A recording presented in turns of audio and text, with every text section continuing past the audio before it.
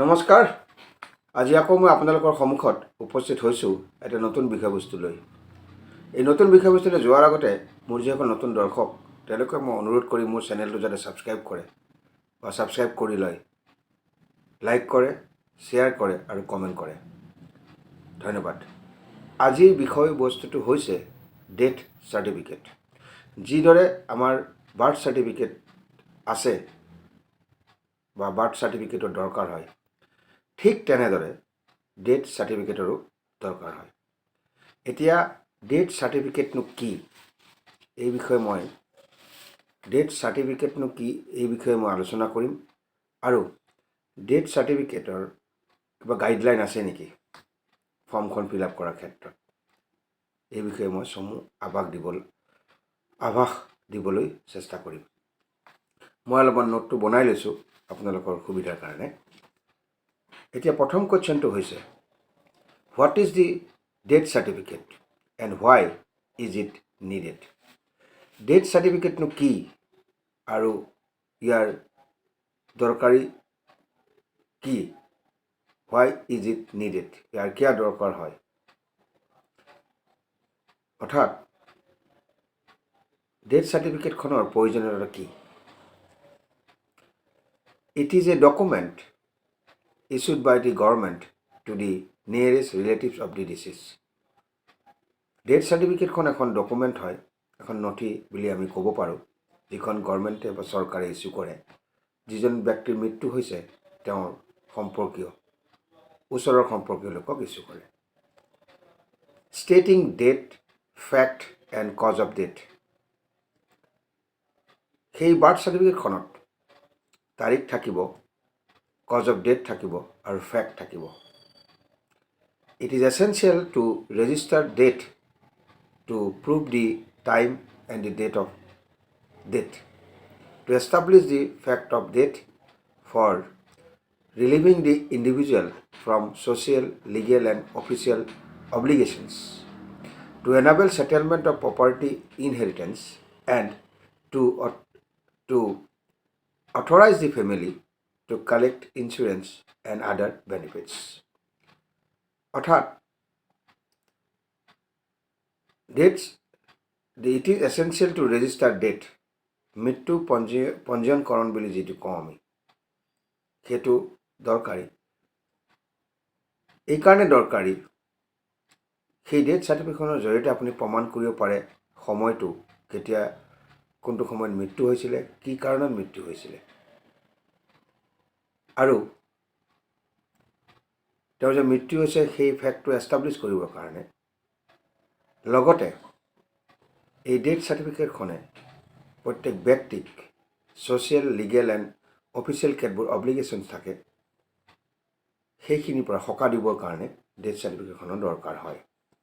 আৰু লগতে এই ডেথ চাৰ্টিফিকেটখনৰ জৰিয়তে আপোনাৰ সহায় হ'ব ছেটেলমেণ্ট অফ প্ৰপাৰ্টি ইনহেৰিটেঞ্চ।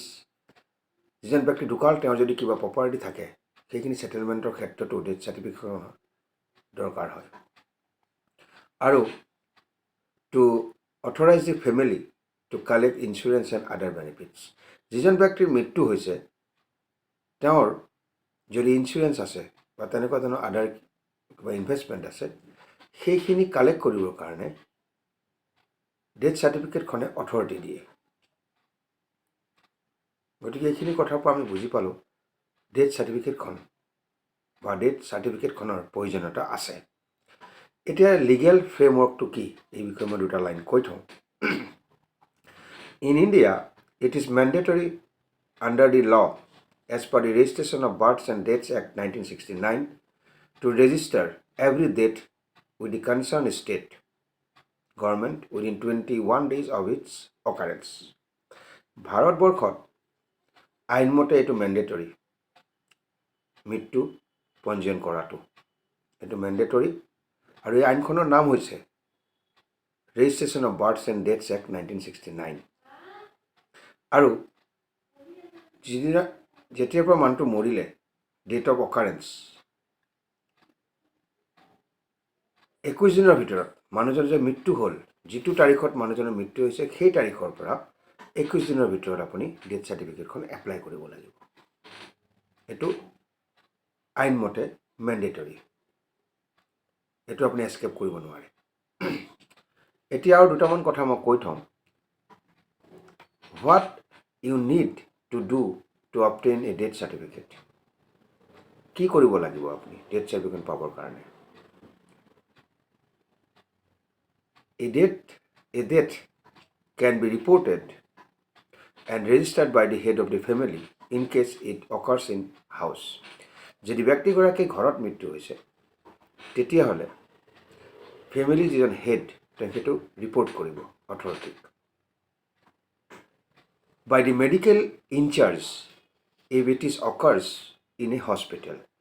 যদি ব্যক্তিজনৰ হস্পিটেলত মৃত্যু হৈছে সেই ৰিপৰ্টটো কোনে কৰিব? তেওঁৰ যে মৃত্যু হৈছে মেডিকেল ইনচাৰ্জজনে ৰিপৰ্ট কৰিব। By the jail incharge if it occurs in jail. যদি ব্যক্তিজন জেইলত মৃত্যু হৈছে তেতিয়াহ'লে ৰিপৰ্ট কৰাৰ দায়িত্বটো হ'ল জেইল ইনচাৰ্জৰ। And by the headman of the village, যাক আমি গাঁওবুঢ়া কওঁ, or the incharge of the local police station in case the body is found deserted in that area. ধৰি লওক কোনোবা এজন ব্যক্তি ঢুকাইছে, তেওঁৰ কোনো গৰাকী নাই, তেনেকুৱা ক্ষেত্ৰত যিটো এৰিয়াত ঢুকাইছে তেওঁ গাঁওবুঢ়া বা গাঁওবুঢ়াজন অথবা the incharge of the local police station যিজন থাকিব তেওঁ ৰিপৰ্ট কৰিব। এতিয়া বেলেগ এটা কথালৈ আহোঁ। To apply for a death certificate you must first register the death. Apply কৰিবৰ কাৰণে, বাৰ্থ চাৰ্টিফিকেটৰ কাৰণে এপ্লাই কৰিবৰ কাৰণে প্ৰথমতে মৃত্যু পঞ্জীয়ন কৰিব লাগিব। তেওঁ যে মৃত্যু হৈছে সেইটো ৰেজিষ্টাৰ কৰিব লাগিব, যাক আমি মৃত্যু পঞ্জীয়ন কৰা বুলি কওঁ। The death has to be registered with the concerned local authorities within 21 days of its occurrence by filling up the form prescribed by the registrar. Death certificate is then issued after proper verification. অর্থাৎ the death has to be registered with the concerned local authorities. ব্যক্তিজনৰ যে মৃত্যু হ'ল সেই মৃত্যুৰ পিছত যিদিনাখনিৰ পৰা মৃত্যু হৈছে সেই দিনাখনিৰ পৰা 21 দিনৰ ভিতৰত লোকেল অথৰিটি যোন থাকিব তেওঁৰ মৃত্যুটো পঞ্জীয়ন কৰিব লাগিব। আৰু এই পঞ্জীয়নখনে প্ৰেছক্ৰাইব ফৰ্ম দিয়া থাকে, সেই ফৰ্ম মতে এপ্লাই কৰিব লাগিব। তাৰপিছত প্ৰপাৰ ভেৰিফিকেশ্যন হোৱাৰ পিছত ডেথ চাৰ্টিফিকেটখন ইছ্যু হ'ব। If death is not registered within 21 days of its occurrence, যদি মৃত্যু হ'ল কিন্তু 21 দিনৰ ভিতৰত আপুনি এপ্লাই নকৰিলে ডেথটো ৰেজিষ্টাৰ কৰাৰ কাৰণে, ডেথ ৰেজিষ্টাৰ কৰাৰ কাৰণে, মৃত্যু পঞ্জীয়ন কৰাৰ কাৰণে, তেতিয়া permission from the registrar area magistrate along with the fees prescribed in case of late registration is required. যদি আপুনি 21 দিনৰ ভিতৰত যদি মৃত্যু পঞ্জীয়ন নকৰে, যিটো টাইম ধৰি দিয়া হৈছে সেই সময়ৰ ভিতৰত যদি আপুনি পঞ্জীয়ন নকৰে তেতিয়াহ'লে পাৰ্মিশ্যনৰ দৰকাৰ হ'ব এপ্লাই কৰিবৰ কাৰণে। কাৰ পাৰ্মিশ্যন লাগিব? ফ্ৰম দি ৰেজিষ্ট্ৰাৰ, ৰেজিষ্ট্ৰাৰ আছে ৰেজিষ্ট্ৰাৰ পৰা লাগিব, অথবা area magistrate along with the fees prescribed in case of late registration. পাৰ্মিশ্যনটো ল'বই লাগিব, লগতে যদি লেট ফিজ এটা দিব লাগিব, আপুনি যে দেৰিকৈ ৰেজিষ্ট্ৰেশ্যন কৰিছে তাৰ কাৰণে এটা লেট ফিজ দিব লগা হ'ব পাৰে। এতিয়া অন্য এটা কথালৈ আহোঁ। আপুনি যেতিয়া ফৰ্মখন ফিল আপ কৰিবলৈ যাব ডেথ চাৰ্টিফিকেটৰ কাৰণে, তাৰে গাইডলাইন কিছুমান আছে। সেই গাইডলাইনসমূহ কেনেকুৱা ধৰণৰ এই বিষয়ে মই আপোনালোকৰ সন্মুখত কৈ থওঁ। Guidelines for filling up the form. A death has to be registered within 21 days of its occurrence, যিটো কথা মই আপোনালোকক জনালোঁ। মৃত্যুৰ পৰা 21 দিনৰ ভিতৰত এপ্লাই কৰিব লাগিব।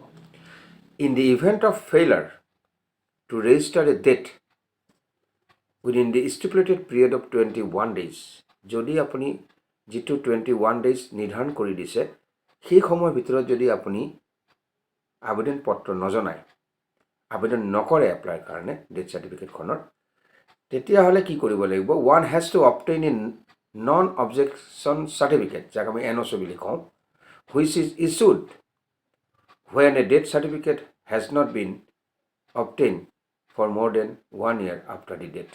এখন NOC লাগিব।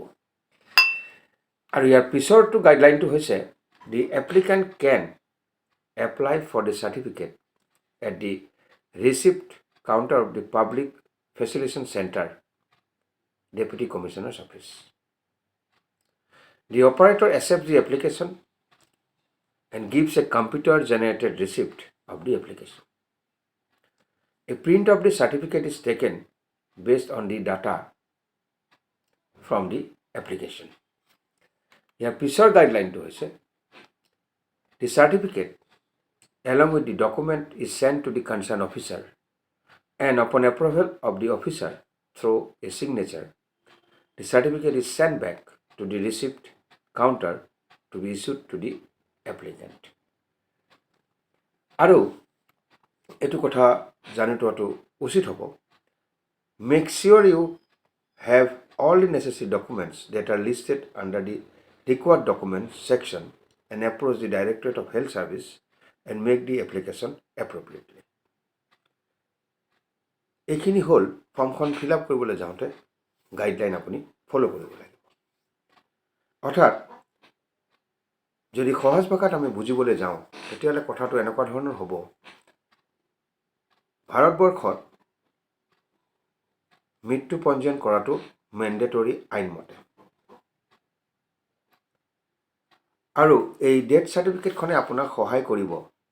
যিজন ব্যক্তিৰ মৃত্যু হ'ল তেওঁৰ যদি কিবা ইঞ্চুৰেঞ্চ আছে, তেওঁৰ যদি কিবা ইনভেষ্টমেণ্ট আছে, বা প্ৰপাৰ্টি যদি কিবা ভাগ বতৰা কৰিব লাগে, তেতিয়াহ'লে এই ডেথ চাৰ্টিফিকেটখনে আপোনাক অথৰিটি দিব সেই কাৰ্যখিনিত নিজকে ইনভলভ কৰিবৰ কাৰণে।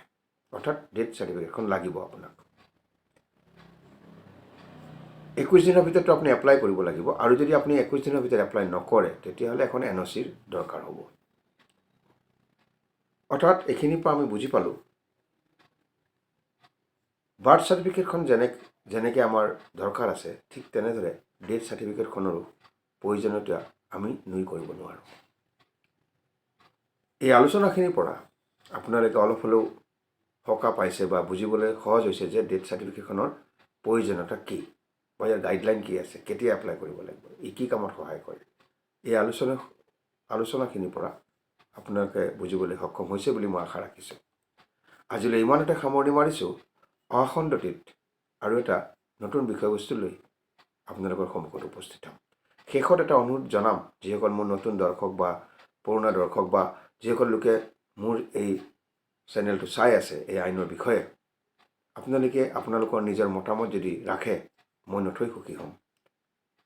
আজিলৈ ইমানতে সামৰণি মাৰিছোঁ। ধন্যবাদ। নমস্কাৰ।